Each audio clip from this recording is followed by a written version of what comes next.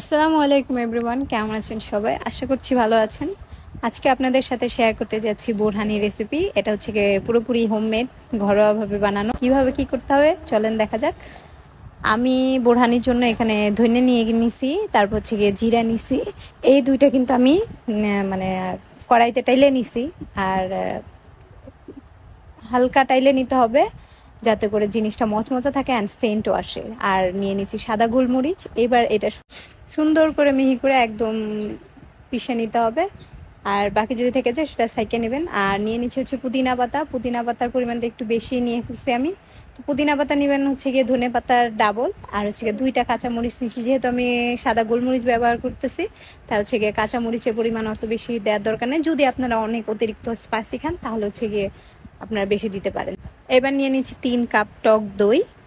একটা হ্যান্ড উইস্কের সাহায্যে এটা আর কি আমি মিক্স করতেছি, যাতে হচ্ছে গিয়ে দলা দলা দইয়ের যদি থাকেও সেটা হচ্ছে গিয়ে একসাথে মিক্সড হয়ে যাবে।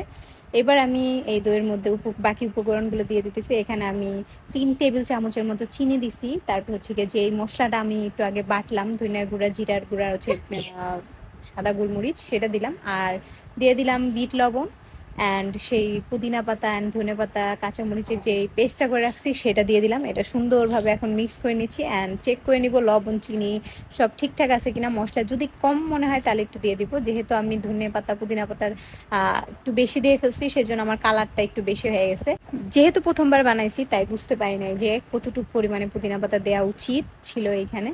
যাই হোক, বাট আমার পুদিনা পাতা অ্যান্ড ধনিয়া পাতা দেওয়ার কারণে যে আমার বোরহানি স্বাদটা মানে ব্যাঘাত ঘটছে তেমন কিন্তু না। বোরহানে কোনো রকম স্মেল পাইনি পুদিনা পাতার মানে একদম যেরকম আমি নর্মালি বিয়ে বাড়িতে গেলে বোরহানি খাই সেরকম স্বাদটাই আসছে, কিন্তু কালারটা একটুখানি মানে সবুজ সবুজ হয়ে গেছে। বাট আমার স্বাদটা পুরোপুরি ঠিক ছিল, একদম পারফেক্ট ছিল। তো তারপর সব কিছু মিক্সড করে একটু ছেঁকে নিলাম।